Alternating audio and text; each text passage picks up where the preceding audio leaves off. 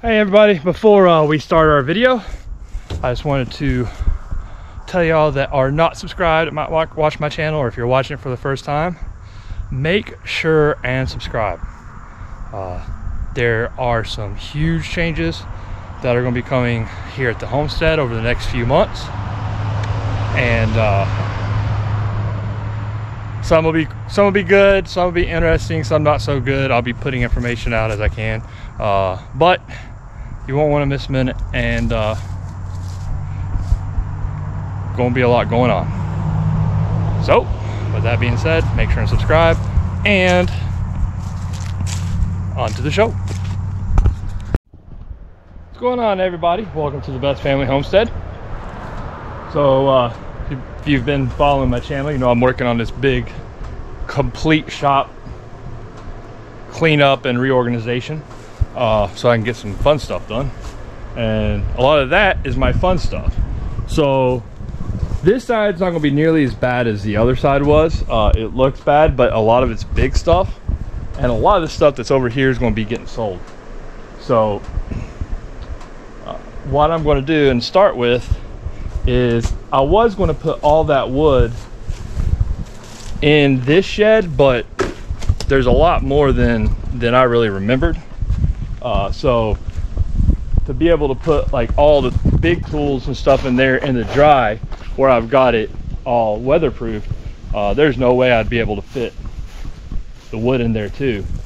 So I'm going to make a storage unit outside. I was going to put it here, but all the water comes off the roof since there's not any gutters, and it'd be really hard to keep it even semi-dry.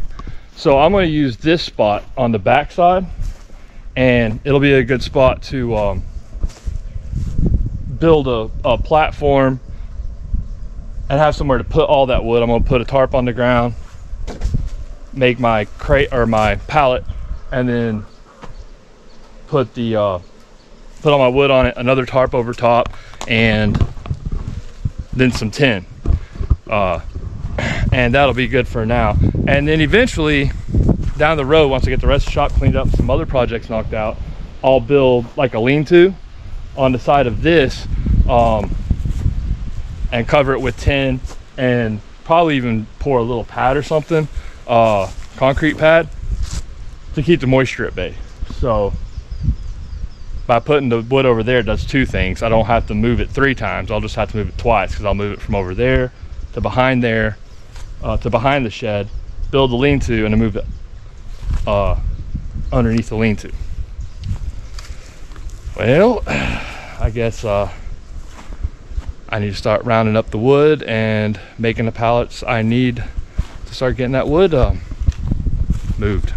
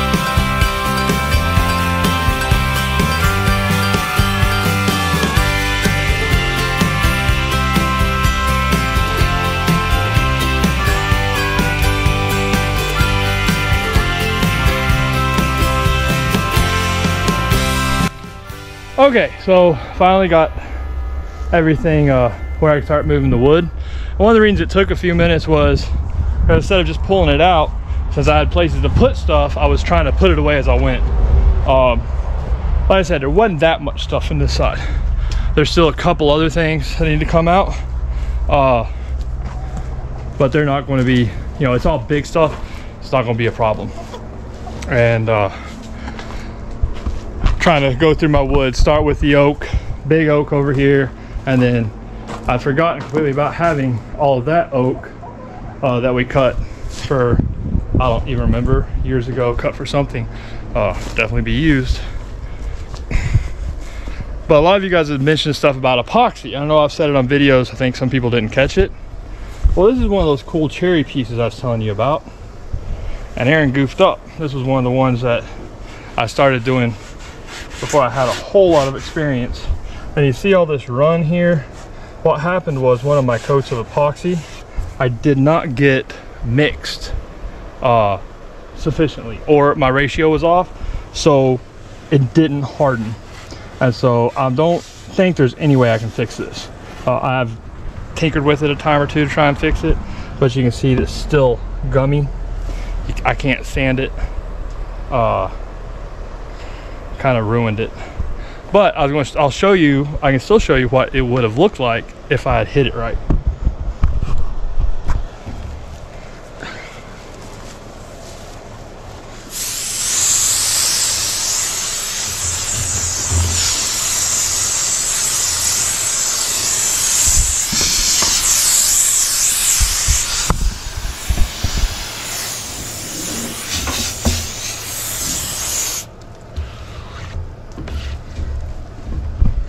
So,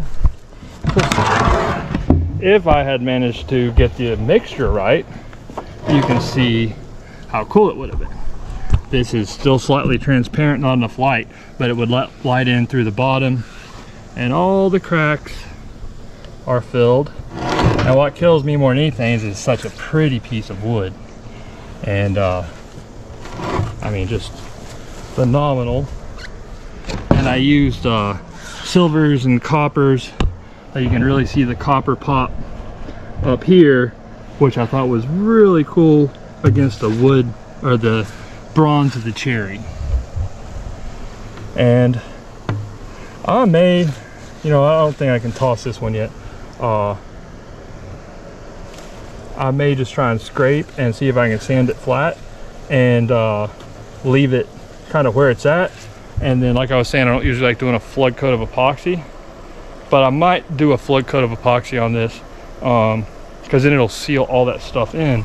And you know, you can see the deep holes where the layer of epoxy I had came through. That's where all this is. But there's like 6 pores of epoxy in this. You can see how thick here on the side. And you can see how the depth of the color with the veins and all going through it. And actually right here, yep, if you see this line, that line is the pour where I was pouring and it didn't mix. It was right in there. When you're learning to do something, you're going to mess it up. But luckily I have another piece of that same wood right there and another piece of that wood right there. So actually, since I have 2 pieces, I might even be able to make a full-size tabletop out of the 2 remaining ones, and that would be really pretty, because then I'd have the holes on opposite sides and the river in the middle. Something to think about. Okay, well, playtime's over.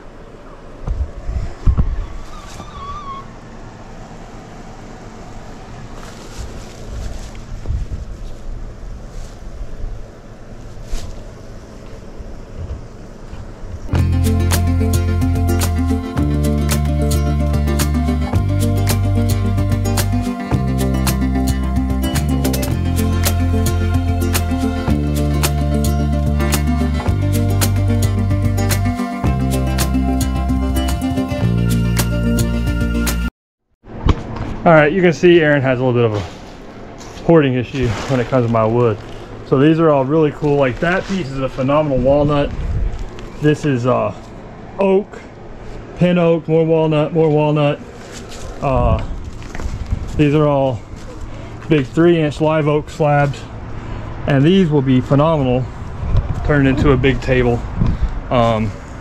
Cherry, like you can see, this whole stack right here is all walnut and cherry slabs. I love it. All been sitting here for years unused.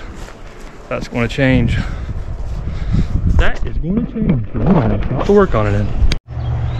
Okay, while I'm moving this big pile around, you guys hear me talk about it all the time, but I thought I would show you one of the reasons that I do keep this stuff around. This particular wood and all that over by the shop there is wood that was cut in the early 90s during the very first Hurricane Opal. There was another one in the late 90s, but what makes it so special is it was all downed in a conservation area, and so it hadn't really ever been logged. So this is as close to native lumber as you would have gotten, because it couldn't be logged. So I'm going to show you my little hand planer here, power it up, why I like this wood so much. Uh-oh. No worries, now I have lots of extension cords to choose from. So the hand planer, like I've told y'all before, I don't really use much unless it's just to take a sample and see what a piece looks like.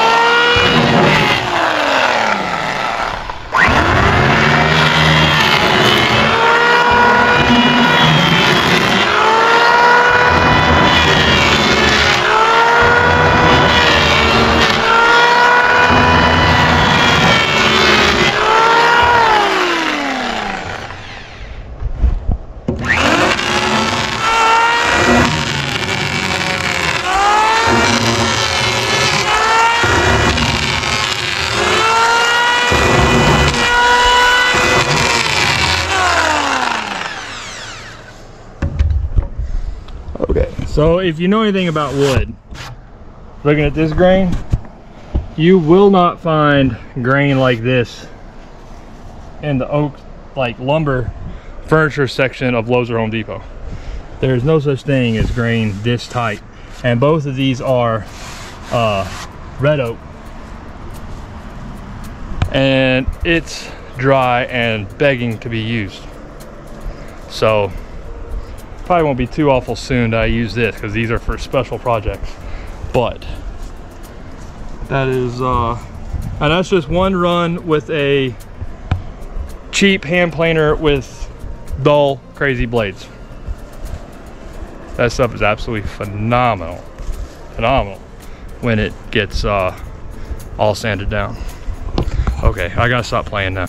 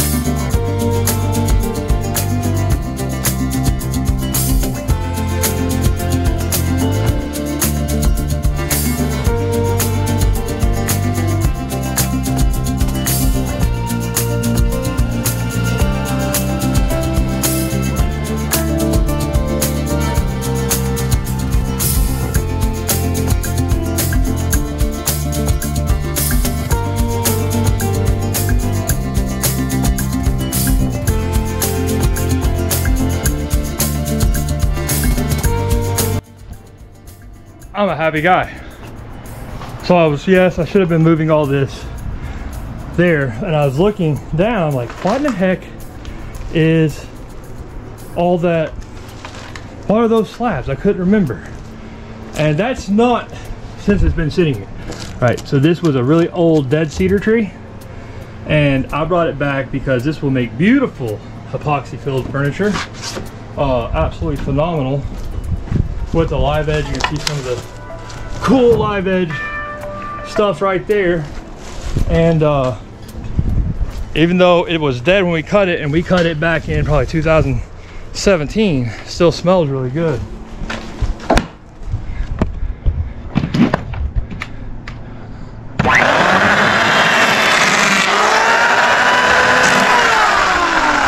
Going against the grain there.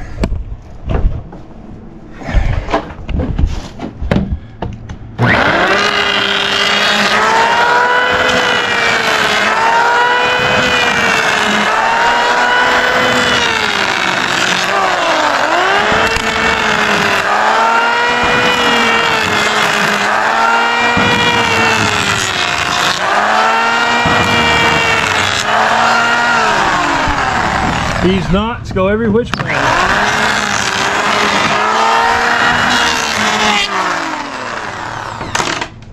And I know it looks like I'm taking a tiny bit off, and a lot has to come off of these. But look at that. I mean, the grain on that is just beautiful. Absolutely beautiful. And so hit that with the red, like some blue copper epoxy, kind of like the cherry, and I've got enough here to make probably 4 to 5 tables. It's gonna be pretty. And I will have to use a little bit of wood stabilizer in there where it's rotten. But yeah, all that rot came from it being dead for years. And that's a big old pecan slab that we had cut that I forgot I had. So I'm super excited. I'm glad I found those, because I did not at all remember that I still had those pieces here. I guess that's kind of the fun part of cleaning out part of your shop for the first time in years. It's kind of like Christmas.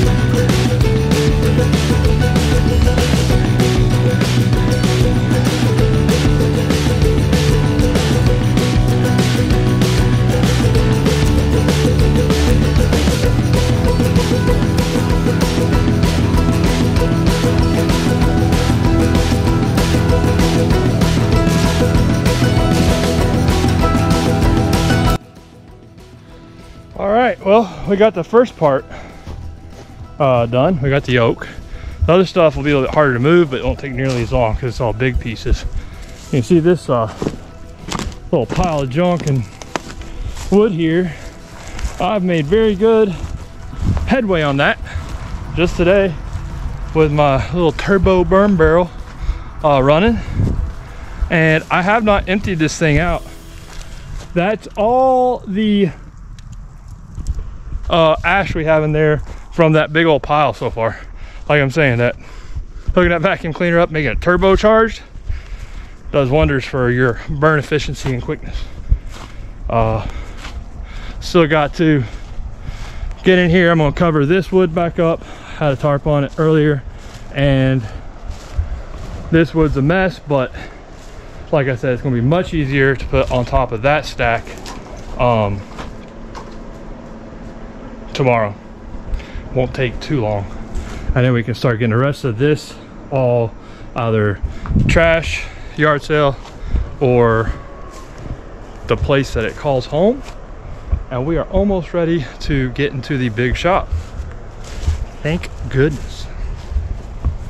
And for those that might have been wondering, I am putting a 66 on hold, take my time, find a motor, transmission, and all that I want in it.